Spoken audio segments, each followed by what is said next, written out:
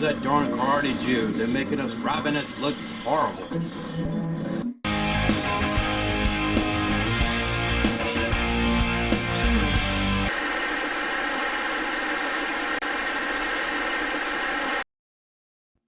Shalom and welcome to another exciting edition of the Torah Watchman Show, LLC. None other hosted by Vayeira, ben-Emmett, your friendliest karate Jew you've ever met. Yes, I'm hailing to you across the world and merely the United States of America. I live in a Jewish era. It's very orthodox here. And we actually are very old-fashioned because we walk on every high holiday and every Jewish holiday, and especially walk during Holy Sabbath. That's why I moved here. That's who I am. And yet, anyone new that's subscribers, I'm getting new subscribers every week. I'm a Gulf War veteran, 20 years in the United States Air Force. I fought in 3 different wars. And what's happening in Israel and IDF is very much of interest to me from a military interest alone. Anyway, welcome to Parshah, Vayeira. And in a nutshell, first of all, we're in the book of Genesis, of Bereshit, chapter 18, verse 1, and through chapter 22, verse 24. And I'm going to break it out in installments of 7 aliyahs for the sake of briefness. Thank you again for joining with me on YouTube subscribers for a Torah Watchman Show. Let's get started. As a general overview, we're talking about angels. We're actually talking about 3 angels performing in a way that's pretty much previously unknown to the inhabitants of earth during the time of Abraham and Sarai, as humans would, interacting with humans, dwelling with humans, even partaking in some nice, delicious food morsels and water and things of that nature and milk. And we're going to get into that shortly. This is a very epic story. It really is. It covers the gamut from the formal birth announcement of Isaac. Abraham and Sarah waited their entire life to have that promise fulfilled for them, even though they made mistakes along the road, along the way, and birthing an Ishmael. And Israel's dealing with those mistakes firsthand today. Okay?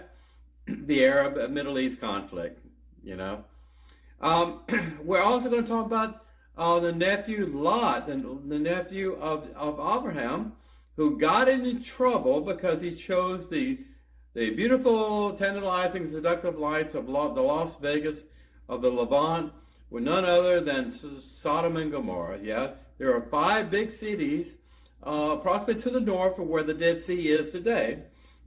They kind of encircled that sea, a kind of a semi-half circle, I would say. And we're going to be talking about how Lot almost did not escape at all, and how he formed from his prodigy 2 of the worst, polytheistic nations that battled Moshe and Joshua when they came there to getting ready to cross the Promised Land. And I will cover that shortly. So and we're going to close out with a famous binding of Isaac. There's something that's covered and reminded in the Zokar, in the memory of the Jewish memory and mind. Every single Shakri prayer service, we go through this over and over again. Why? Because it's critically important to understand that God keeps His promises, even though we don't give Him credit for much of all, because of the convenience of the 21st century and all the technology, all the scientific and medical miracles and everything else, we don't give God credit for much anything. We give ourselves credit and human hubris and the id and ego and everything else. But, the binding of the Isaac is a binding of a covenantal promise that Abraham went through a series of multiple tests to prove to the adversary who was on the other end of there, accusing Abraham of all kinds of things. And God was saying, look at my servant, look at my friend Abraham. He passed through every single test, and we'll cover some of that as well. So let's get started. In the first aliyah, Jehovah paid Abraham a special visit. How did Jehovah, the divine creator, pay Abraham a visit? It was in the middle of the daytime. In fact, it was quite hot. And if you want to turn the clock back a little bit, remember Abraham was recovering from a very painful circumcision procedure administered by himself. No medical doctor there to call upon. At the ripe old age of 99, right at 100 years of age. So you picture this. Abraham was a wonderful social person. He gave up all the royalty and everything else behind in the land of the Chaldeans in Mesopotamia. And he was a kingly kind of person. He just walked like a prince. And Sarai just walked like a queen. Essentially, they had that pose and had that class, that kind of thing, but he was very, very humble. He was friendly to everyone. In fact, it's said that Abraham had his tent opened all four directions, north, south, east, and west. Well, the day that Elohim revealed himself to Abraham was not an exception. A very hot day, and there are three travelers that approach Abraham. I guess he was had a sixth sense or something. He was sensing that someone with VIP status or someone very unique would come and visit him.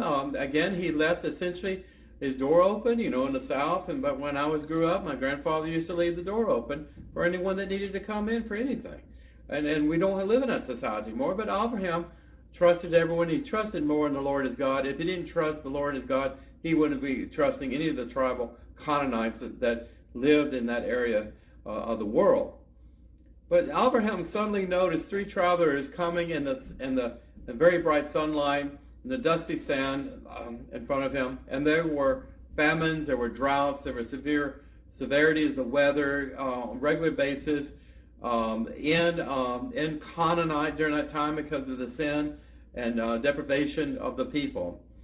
But anyway, the three travelers came by closer and closer. It does not really say how they were dressed, but they probably were dressed in typical desert attire, to cover their faces, cover their bodies from being burned. They probably were dressed similar to Abraham and his tribal clan as well. So when they came by, Abraham immediately ran to invite them into his home. These passerby were actually angels in human disguise. I talked about this before, and I don't want to go into down rabbit's hole, but I want to just point out a few things here as a dichotomy of truths and what Rashi's interpretation was here, which I think was wrong, but I'll explain in a moment. These are three angels. Many of the sages and rabbis conclude there were three archangels, Gabriel, Michael, and probably Raphael. Raphael was necessary to facilitate the healing of Abraham's circumcision and to restore his body to the vigor of his youth, because he needed to go on a long journey soon. But get this, you have three angels, which are incorporeal beings, spiritual beings, almost like a wisp of wind or something, and you don't see them. They're invisible for a human being to see. But when they inhabit human vessels, as I call it, this is a human vessel, and my nefesh, my neshama is within here. So you picture Malachim, angels, were inside of three humanoid vessels approaching Abraham because they wanted to have a conversation with him. This, folks, is known as Elohim, or the assembly of the Godhead, representing God's face and his image before a human being, Abraham. It also says in the Torah they were in disguise. They didn't reveal the true nature. That probably would have frightened dear Sarai that was in the adjacent tent. So Abraham announced quickly to Sarai, the honored guests. He knew they were honored because they had a demure about them, had some sort of righteousness about them, maybe a glow in their faces, I'm not sure, but he probably had enough common sense, and he probably was a spiritual man in himself, and he believed in more what he could hold in his hand when he saw these three righteous travelers come by. So these angels, the purpose of them coming over to Abraham were twofold. First of all, they wanted to announce that someone in that tent was going to have a baby. How sweet, right? Now, Sarai just turned 80 years, Sarai just turned 90 years of age, and she was way post-menopause. In other words, she was infertile and could not have a child. But, God works in the impossible. He worked in my wife and I late in our lives and gave us the in vitro fertilization test tube baby named Elior, and it was a miracle in itself using the marvels of medical science. But there was no medical science and no medical laboratories to help two couples there much past childbearing age, especially if you're a woman. A man is considered to be fertile much longer than a woman. But this is a situation, 89-year-old postmenopausal Sarai who was standing nearby, and she overheard a conversation. I guess it was intended to be private with Abraham. And this was actually a continuation or segue from a previous conversation that Elohim had to Abraham. Remember, he said, I will make your progeny, I will make your ancestors a great and wonderful inheritance, be a great nation, as numerous as the stars of heaven. So how would you do that? Well, you do that through sons, right? So this is a promise fulfilled on this day. Now, as soon as soon-to-be 90-year-old Sarai heard this announcement that they would bear a son together very soon, she began laughing.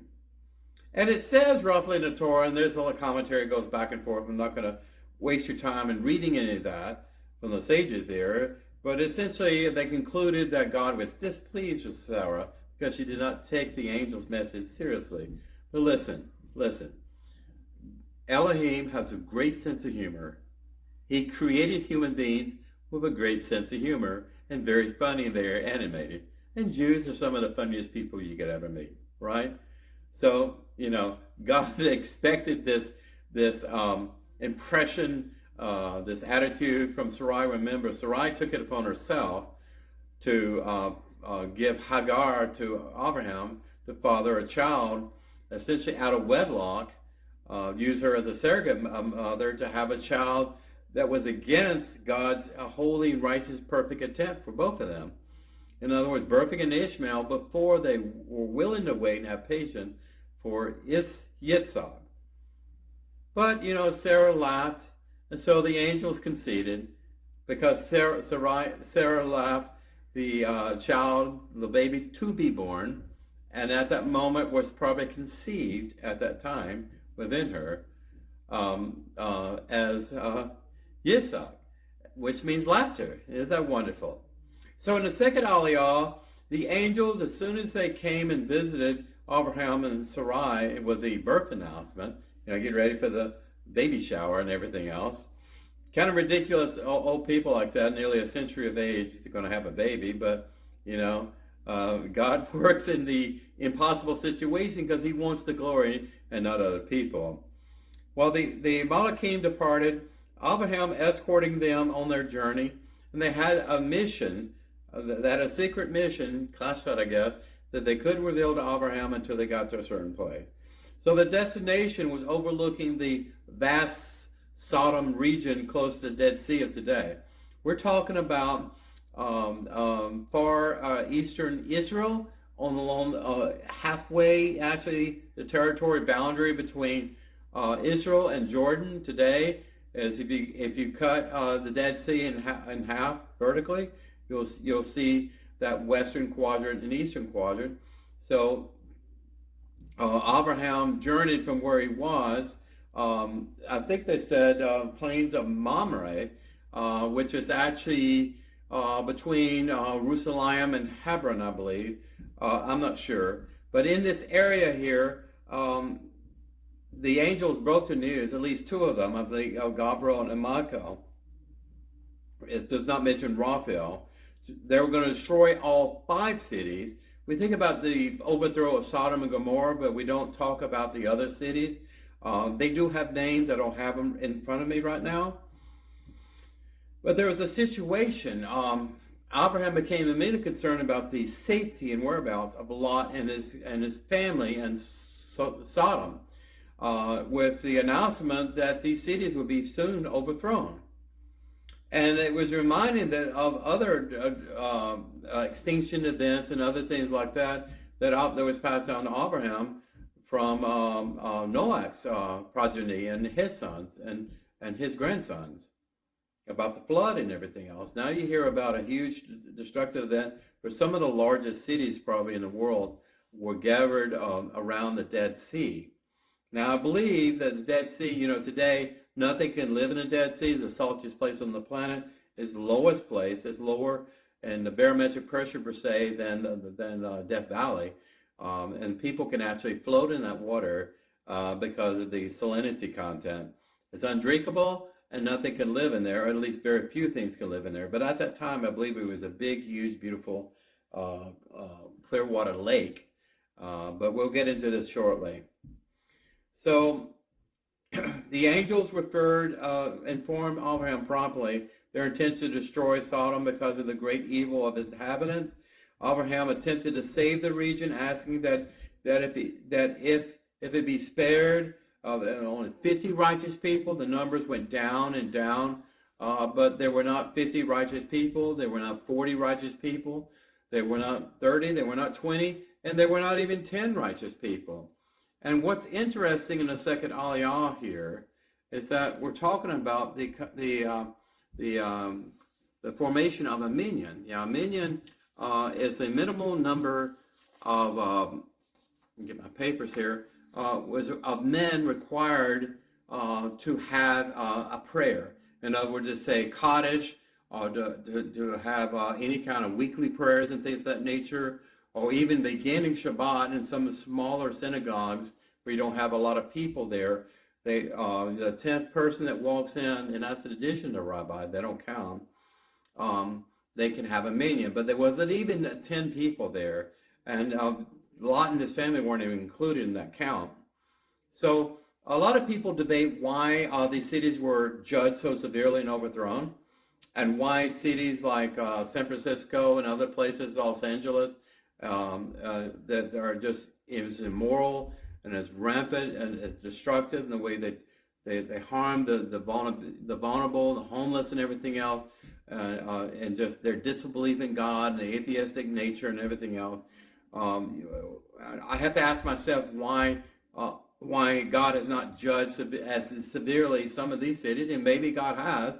We just take that for granted. We've had a lot of catastrophic events, and we had, the Hurricane Katrina, 2005. We had a great earthquake in Haiti. We had a tsunami that killed tens of thousands of people in Indonesia, and of course a great earthquake that struck, or tsunami that struck Japan, and a nuclear reactor accident. All that can go on and on and on. There have been various destructive events throughout our history. Some of those come to current memory. But Abraham continued to try to bargain with God, and when I say God, he was speaking to Elohim. When I say Elohim, he was speaking to the I'd say spiritual court, representing all of God's interests were his Malachim, his angels. But there were not 10 righteous people to be found. And that was very tragic. And it's interesting that Abraham reminds me a lot of Moshe standing in the way to prevent the imminent destruction of unrighteous people, saying, please, please forgive, please. There has to be, these are immense people. I know some of the kings there. I've dealt with them. I know about their sins and everything else, but God, it has to be another way. Well, listen, God wanted Abraham to be part of that spiritual court, because the adversary had already made his compelling arguments in heaven about the inhabitants of Sodom and Gomorrah and the other 3 cities there, that they should be overthrown and utterly destroyed, and all the inhabitants killed promptly. The story of Pompeii is epic. How everyone was frozen in time and everything, in ash statues. And this is something truly historical that happened a long time ago in that city. And who knows why that happened. But anyway, the third aliyah, the Malachim finally arrived in Sodom. Sodom, and Abraham had gone back to his tent to deal with the newly impregnated Sarai. And so they went, they knew exactly where Lot's house was in Sodom. It doesn't say really what time of day. It was probably getting close to evening, I'm not sure. And it says that these angels were invited by Lot personally to come in his home to rest and have some food. It's very interesting, and the Torah gives it more detail. I did not cover this. Excuse me. And Rashi debates it. When these three angels were invited for dinner or supper in Abraham's Sarai's home, I believe they had the meat of sheep, they had some dairy, some cheese, milk, other fruit and grains and things, bread and things like this. And Rashi stepped in. I'm sure that they had ate dairy before meat, or was all dairy. This is not. You missed the $50,000 question per se. Is that how can spiritual incorporeal beings even eat food? And Rashi claimed they were pretending to eat in order to be social with Abraham, so they wouldn't give away their angelic real presence to Abraham and disturb him. Well, Abraham knew at that time that these were agents of God, and remember, Malachim means simply messenger of God, so he knew there were angels in that context at least. So then these angels went to Lot's home, and Lot saw them and recognized something keenly about them, something noble about them, something about their countenance was much different than anyone in Sodom, and that's not saying too much, but he invited him in his home for a meal, to eat and rest. I guess it was a long journey to Sodom and to that city. So word of Lot's guests spread out throughout the city, and Rashi and others accused these people of being very unsociable, very cruel to their fellow neighbors, and because of Lashon Hara and all the other things, murderous hate for other people, and they're destroying their reputation, all that, he said they were judged and destroyed. Nothing is mentioned here, and I may add, and I'm not going to be judgmental here, any of my friends are LGBTQ, I plus, and all the diversity of Homo sapiens species and variants and all this, and gender equality, all this, to each their own. The word Sodom, it was sodomy laws in Texas. When I was growing up, it was against the law for same-sex individuals to have intercourse. Intercourse in the Torah is an abomination before God for Jews to do this. God does not say anything about Gentiles doing it, because he presumed Gentiles would do what Gentiles do. I'm not slamming Gentiles. I'm just speaking facts in the Torah, that this kind of male to male, female to female kind of intimate relationship that was designed since the Garden of Eden between one man and one woman for infusing themselves together and forming children and having nuclear homes, mother and father kind of thing. Well, that word Sodom came from the city, came from the Christians' Old Testament Bible in Genesis, and they were used by Baptist pastors and other people in the 1600s, 1700s, and 1800s, preaching against the evil and abomination of gay sex and gay relations, all this. I'm not going there. I'm not going there at all. Again, to each their own, and we should respect our fellow brothers and sisters. We should respect people.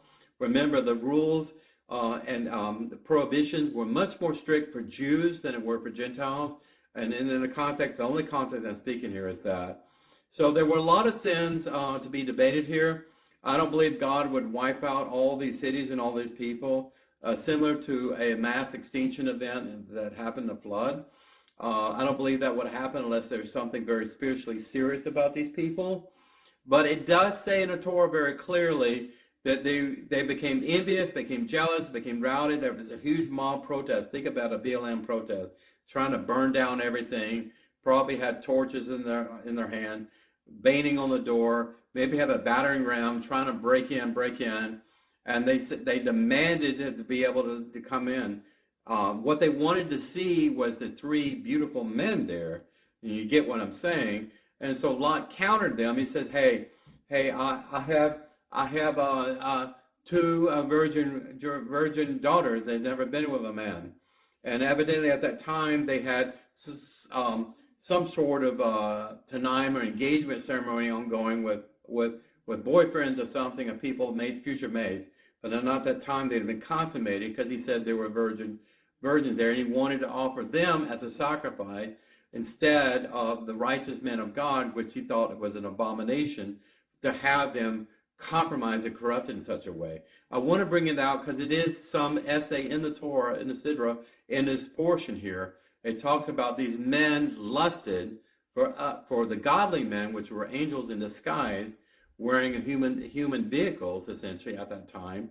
They lusted them and wanted sexual relationships with them. So this was a same-sex attraction and things of that nature. I'm not saying that God destroyed the cities because of same-sex attraction and lust and things of that nature. I think there were a lot of other things, like passing children to a flame, murder of the innocent, that kind of thing. Just use your imagination. Say the recent Hamas murders of my Jewish brothers and sisters in Israel, beheadings and things of that nature, that kind of cruelty, bestiality. Just use your imagination. It was not simply not treating people with kindness, as Rashi said. Okay? So enough with that. So they demanded to come in. The angels told Lot, do not give your daughters, don't do anything. So what the angels did, they broke out of the house in front of Lot as their defenders and held out their hand unto the people, and they became blinded. Okay? They became blinded. They could not see. In fact, all that community there surrounding Lot's home, at least the path they needed for egress and escaping the city, the angels explained to Lot that you need to get out of the city now. Don't worry about the foolishness of his mom. They can't see you. Go. And they headed out as quickly as they could, because I don't know, there were storm clouds brewing, lightning. Think about what's happening in Pompeii. Active Vesuvius, I believe, the volcano that was erupting at that time. It's like a Steven Spielberg movie. Just imagine what was happening. Maybe the earth was trembling. Maybe there was fire from heaven that was accumulating or something. You remember the fiery hailstones that hit Pharaoh's home and everything else during that time, and those plagues. But the city was about to be utterly destroyed, so they ran for their lives. Well, in the end thing, as the angels took Lot, his wife, his two daughters, the men, there's nothing said about this. I think it was more speculation by some of the sages. These men stayed behind. A lot of people wanted to stay behind. This was their home and everything else. In fact, Lot's wife, unfortunately, was lost. She lost her life because she chose to look back toward the cities being overthrown actively during that time. And then as soon as they got out of the city, the judgment of Elohim came.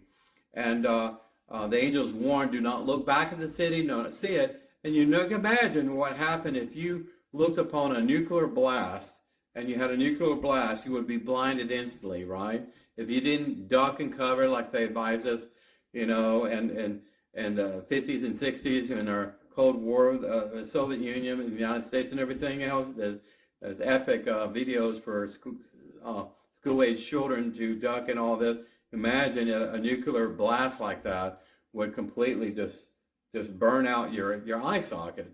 But she was, according to the story, she was turned to salt. And what is comprised of our body if you remove all the water? Well, there's a lot of sodium there. There's a lot of minerals and other things like that. And to this day, a pillar of salt is in that general area in Israel. I don't know if that is Lot's wife or not, but that's what happened. It says that God rained fire and brimstone upon the city and overthrew it.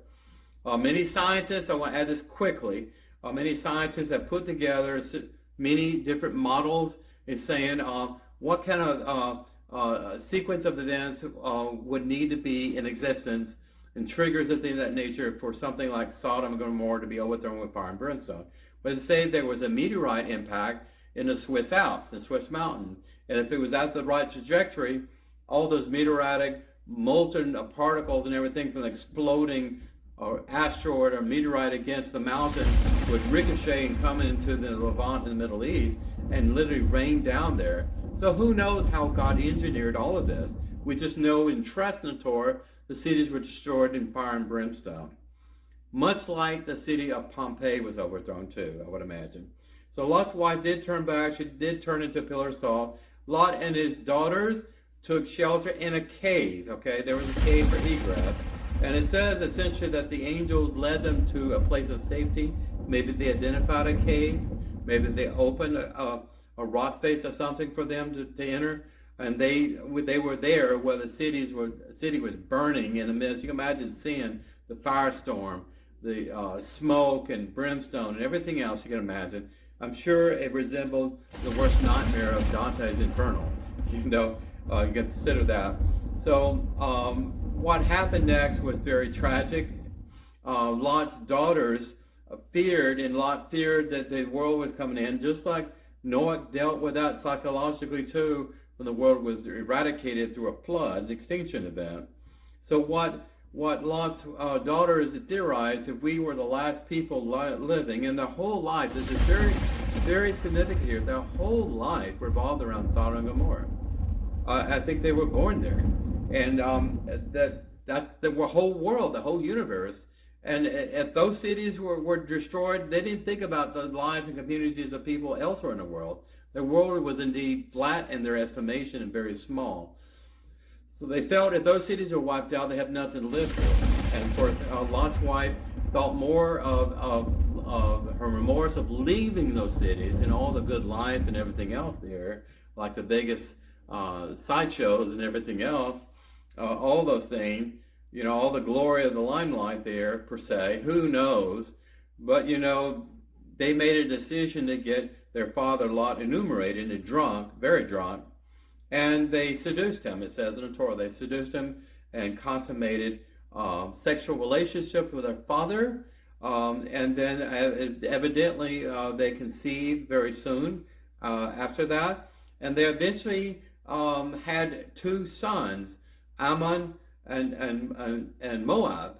The Ammonites, how severely, brutally evil they became, the Ammonites and the Moabite nations, okay? And then that story ends with that point with Lot. Who knows what Lot thought about when he found out what happened. It reminds me of the nakedness of Noah, and then Ham laughing at his nakedness, that kind of thing. Who knows? So Abraham relocated after his wife became pregnant, after he dealt with the reality of the cities, the kings and everything else overthrown, and the 5 great cities around the Dead Sea. And I think the sea became dead at that time because of all the salt and everything else.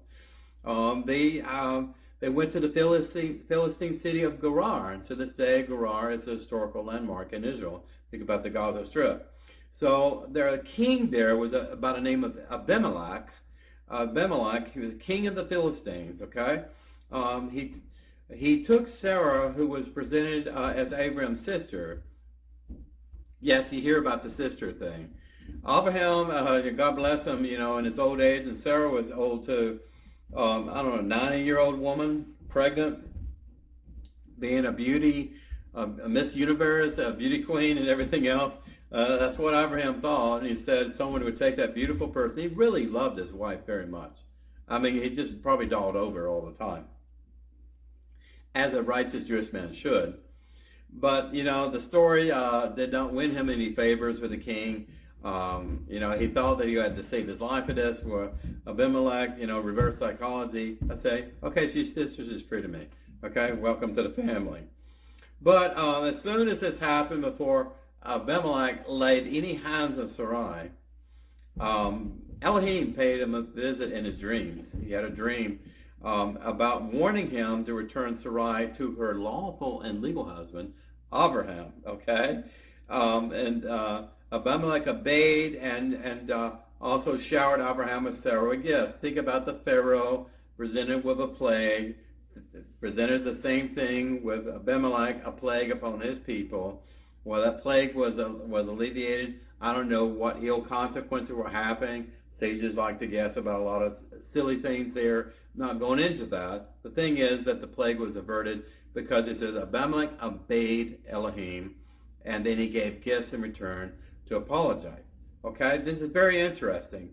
So at this time, I don't know. It says that after they were showered with gifts, he and his household were healed. Abimelech's household was healed after the gifts were received. So that pretty much was the end of that curse, temporary curse. I think it was probably a 24-hour curse. I'm not sure, but there were a lot of evil facts that happened evidently. So Sarai conceived, and at the age of 90 gave birth to her son Isaac, who was named as the son of laughter. You know, it's very wonderful. Abraham circumcised Isaac on the 8th day, and it's our Jewish tradition to this day. Understand that Abraham and Sarai were both Noahides, and the 7 laws of Noah do not mandate circumcision for Gentiles, for Noahides, but it's interesting he chose that.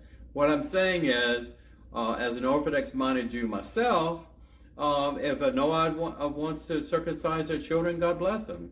Is it a mitzvah? That's between you and God. But, you know, Abraham did it, and God commanded him to do it, so it must have been very important. I think that was the first stage of him becoming Jewish before God's eyes, or Yehudi. Okay? So on the 5th Aliyah, Isaac grew. Sarah noticed that Ishmael, Isaac's older half-brother, how much older? Well, he was 13 when he was circumcised. That was a couple years, I think, before Isaac was born. So you had roughly, I would say, maybe 15 years apart in ages to that. And you have a much older brother, Ishmael, picking on a little toddler, little brother. Of course, there was animosity there. Ishmael thought he was the greatest thing that's ever lived. Hagar did not help it. Remember, Hagar was kicked out of Sarah's tent but one time before. And all of this commotion was going on again. So she pleaded and went to Abraham and demanded that Ishmael would be immediately expelled from their tent, from the household. I don't know how close they were as far as their sleeping arrangements and things of this nature. But it was too close for comfort. You can imagine a situation, Mormons or polygamy or whatever, they believe in multiple wives and all this. Well, having one wife is a full-time job for me, and keeping her happy, and happy life, right? But you imagine all this going on, all that drama and everything else. The thing is, Sarah felt that she was not being appreciated by her husband Abraham. She felt like she had been upchanged by this much younger and very beautiful maiden, Hagar. And then, of course, Ishmael was disrespecting her son, which she knew was a holy and righteous gift before God. So she went to Abraham and demanded that Hagar and Ishmael be thrown out of the household. Now listen, Abraham did not want to do this. He probably protested for a while. He had initial misgiving, but God told him and added to the value statement of God in being so passionate with his Sarai to be bold enough as a submissive, modest woman to go before Abraham and say, get this woman out of my home with her illegitimate son. To get him out. So and it's interesting. Elohim said, whatever Sarai asks of you, do it. Listen to her voice. So Elohim was on he was on the one side of truth that Sarai was speaking about. That is that Isaac, not Ishmael, was the one true heir of the inheritance and birthright of Abraham. Okay? Not Ishmael. And very interesting that even though Abraham made a huge tactical error with giving in to Sarai's initial request that he would consummate a child of Hagar, that is further confirmation that decision had horrific circumstances, and that it needed to draw a line in the sand, a red line per se, to move forward in two different directions.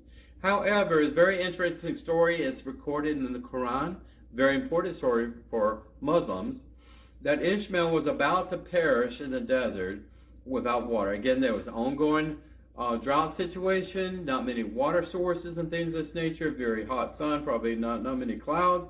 And Hagar and Ishmael were going out and probably going toward Egypt, I'm not sure, leaving the encampment of Abraham.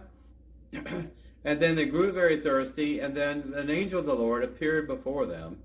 And essentially, when Hagar was thinking that her son was dying of perish of thirst, this angel came and revealed a hidden well there. Produced, like you hear about mirages and oasis thing, where there was a real oasis there, and it saved their lives. The story is that Hagar and Ishmael did survive, even though they were not giving enough rations for anything. Maybe a palm tree or date tree or something was there. And then the story says Hagar took her son to Egypt, mindly, to find a nice polytheistic wife for her half-Egyptian son. Okay? 6 Aliyah at this point. Abimelech was thinking about everything that happened in the misgiving. He respected, in some respect, the God of Abraham, and compared to his many gods in Philistine. I know that sounds like Palestine. The names are very similar for a reason. But he wanted to patch up any possible misgiving because he feared the God of Abraham, because he probably never had a divine dream before, and it was very lucid. He was still remembering, and maybe Elohim was still saying something. Who knows? But anyway, Abimelech approached Abraham, and since Abraham said, "What do you want?" I thought everything was settled, and requested to enter into a treaty with him, whereby neither party will harm the other for 3 generations. Interesting, 3 generations. So Abraham agreed, but reprimanded Abimelech concerning a well of water which he had dug and was stolen by Abimelech's subject. Again, competing sheep herders and things of this nature happen all the time. People go to tribal blood feuds over wells for the sheep. So this well that Abraham dug that was misappropriated by Abimelech's men was returned as part of that treaty. Abraham set apart 7 young goats, and telling Abimelech to take them as a testimony that he and Abraham dug the well together and established that treaty there. This is how you deal with equitable foreign relations, that kind of thing, foreign policy, something Israel could learn from, maybe. Abraham planted an orchard and established an inn there, community, one-horse town, and guess what? Beersheba was established there. Yeah, Beersheba had its origins from this agreement, the foreign security agreement between the king of the Philistines, and Abraham. Very interesting. Now, the 7th Aliyah is probably the most famous part of this Parshah, because it talks about the binding of Isaac. The next test and final test given, and there were many tests, you can probably go to this and count them. So God had commanded Abraham to take Isaac and offer him as a sacrifice on a mountain that God would show him. Now this mountain is more than likely Mount Moriah, and everyone believes is Mount Moriah. So you have Bathsheba, that he had set it up tent. I want to point out that nothing is said about Sarai at this time after she gave birth of Isaac. And Isaac was growing up, getting older, maybe a preteen, I would imagine. He was old enough to carry wood and things of this nature. He's not a little boy anymore. So I'm sure Sarai was probably close to a century old or older, and maybe having some health issues and things of this nature. I don't know. But she was left behind in Bathsheba. You can imagine the psychological dichotomy going on between the two people. Hey, I'm taking Isaac out for a trip, for a journey. And then Sarai said, "Where are you taking him? When are you coming back?" He said, "I don't know. But Elohim told me to take him up to this mountain." He's probably pointing toward Jerusalem, and Mount Moriah. And she was worried about not seeing her son. She probably felt an omen upon her family, and that she would never see her son again. Who knows? Maybe her heart gave away when I'm mentioning this, that she was obviously had passed away by the time Abraham returned with Isaac. Okay? So bear with me. So Abraham took Esau with the necessary provisions set on this mountain journey. Several days it took for this journey to complete. They arrived, and Abraham built a makeshift altar and bound Esau to this altar.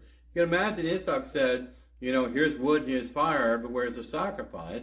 It's just you and me here, Pops, and I don't see any lamb, I don't see any goats, I don't see anything. And then Abraham reassuring his son, God will provide a sacrifice for this here. But I don't think Abraham told Esau exactly what was going to happen, what was planning to happen, what God had told him. To take his firstborn son and bind him to burning embers for a sacrificial offering. Imagine that Abraham, that much faith, he probably believed that God would resurrect his son from the dead if he went through this. If he actually would put his slaughtering knife, the same knife used for kosher root for slaughtering animals ethically, and using that knife to stab his only begotten son in the heart and kill him there and sacrifice him as a burnt offering before God, as many of the Hebrew people did regularly. This was a test, and Abraham was learning something. You said you have your own customs coming from Mesopotamia, your people. Those customs are not necessarily aligned with the customs and rituals I'm going to teach you, Abraham. You may think like your neighbors out there that worship other gods. I'm different than any god of those nations there, and I will prove to you. God came through right before the dagger went in the heart of Esau, and an angel of the Lord shouted out in behalf of Elohim. During this time, Abraham never saw the divine creator as Moshe did. He heard a voice, and an angel was speaking on behalf of the divine creator. So he saw a ram called by its horns in a nearby bush at this time. And an angel said, "Halt, no, Abraham, do not harm the lad." And God promised Abraham great blessings and a reward, for passing this final and difficult test here. And after all these events, Abraham was notified, after recovering the psychological nightmare of taking his only begotten son up to this mountain only to be sacrificed as a burnt offering, and then told at the last minute, this is a great making of a book, right? Cliffhanger, that kind of thing. And then told, this was just a test, and you passed it. And then I'm sure he wanted to rejoice, and he had very good news, because as soon as he left that mountain and God gave him a sweet kiss across the mouth, per se, and said, "Well done, my good and faithful servant, my friend Abraham." He came through in the end. He found out that his sister-in-law had given birth to children, and one of these children, Bethuel, was the father of Rebekah, Isaac's future wife, and this is where this Parshah ends. Nothing is said here about Sarai. Nothing is said about Isaac returning home and seeing his mother and reassuring her. I don't know why there's no detail here, other than it's not generation important. The purpose of Sarai's life was very clear here. She would go along with Abraham in his life's journey and go through many tests of virtues, right? Adversary there wanted to prosecute virtue. There's plenty of virtue to be found despite the adversarial test. All the stories about going to Egypt and the Pharaoh and then the king of Abimelech and Sodom and Gomorrah and the mandate for circumcision, that mitzvah and everything else, and all the angels encountered, all of these things. Sarai was at Abraham's side each and every time, seeing these witnesses and these stories, being revealed and promises being revealed. And I think her life came to an end at that time. We'll find out in this Parashat maybe more details of the burial of Sarai and her life legacy. I hope you enjoyed this Parshah.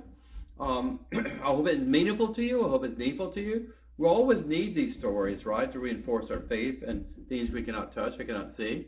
And Abraham is regarded as the greatest of all prophets, next to Moshe, the greatest of our patriarchs. I mean, we pray literally in the name, the God of Abraham, the God of Yitzhak, the God of Yaakov. We pray these sacred prayers of patriarchs, the blessed memory.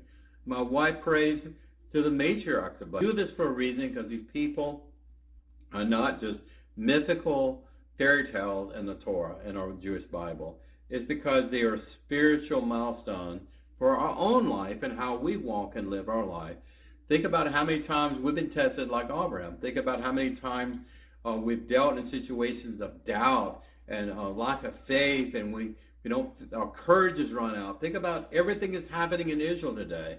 A loss of 15, as this hour the publishing in this video, 15 is Israeli reserves, the idea for lost their lives, sacrificed their lives for their country. Still uncertain whether any of these hostages will be released without them being killed by Hamas. And you think about these people who are wearing tefillin, at least those are Jews and observant. Not all of them are Jews, and some are Christians and Muslims or Jews or whatever, to each their own. But I'm saying their faith is being tested, and they're going into this horrible, horrible Fallujah-like nightmare in Gaza City to deal a final blow to these monsters known as Hamas in the Gaza Strip. And you think about, the God of Abraham. God tested Abraham very much, and then he passed. And then God was with Abraham, never left him. And God kept all of his promises to Abraham, even when he made horrible mistake in consummating a child through Hagar to produce Ishmael. More than 52 million Arabs that pretty much hate the Jews at their soul and at their root and wish for us to be eradicated. So I could say more, but I won't. Reb Vayeira, ben-Emmett, signing out. Please share the knowledge and wealth and love and truth. Everyone is willing to hear it. If they resisted to this truth, if they resisted to hearing the Torah from you, live the Torah. Be that shining light of truth. So many rabbis hide the Torah behind the ark, and when they close the door at the end of the Sabbath, there's no real mandate to take that Torah out to the rest of the world. There's no real mandate to be that living Torah. I hear all the time, and like some of these rabbis saying, our children are Torah builders, and it's really true. The next generation of Jews are Torah builders, and I'd like to include women as Torah builders as well, too. What good is the Torah if we just read it incessantly, if we don't apply lessons of truth for it in daily living? God bless you. Shalom Aleichem. Good Sabbath to you. Wherever you are in this world, know that there's a God that loves you just the way you are. It doesn't matter how many mistakes you made in the past, as long as you're willing to admit those mistakes, fall on your face, ask for forgiveness, and make amends for all those people you hurt and wronged. It's that simple. Read in Ezekiel chapter 18, verse 20, 21, 22, 23 for that truth. And Zechariah 8:23, in the days of Mashiach might come soon, quickly. There's a tale of 10 Gentile nations of different faiths and different religions and different creeds running toward the first Jew they could find and say, take me to Jerusalem. Take us to the temple of your God. Teach us the Torah. We beg of you. We were wrong. Please forgive us. We supported BS boycott. We supported eradication of Israel. We didn't believe in the Holocaust. But please forgive us. We were wrong. We now understand the knowledge of Elohim, and we accept that truth for our life. These are real, true days of the Mashiach, folks. If there's any consolation and hope, when horrible things happen in Israel, there is light at the end of the tunnel. I am firmly believe we are living in the last days of this planet's history when it comes to the state of Israel, the nation of Israel. If that's some consolation to you, I'm looking for the golden age of Israel reestablished in my lifetime. Take care. Signing out. Until the next time, God bless you. Isai inai il harim ve'yayin yavo azri ma'im Adonai ose shamayim v'horat Eyoten l'mal traglecha, eyonum shomreach, einei aladum, v'la yishan, shomer Yisrael.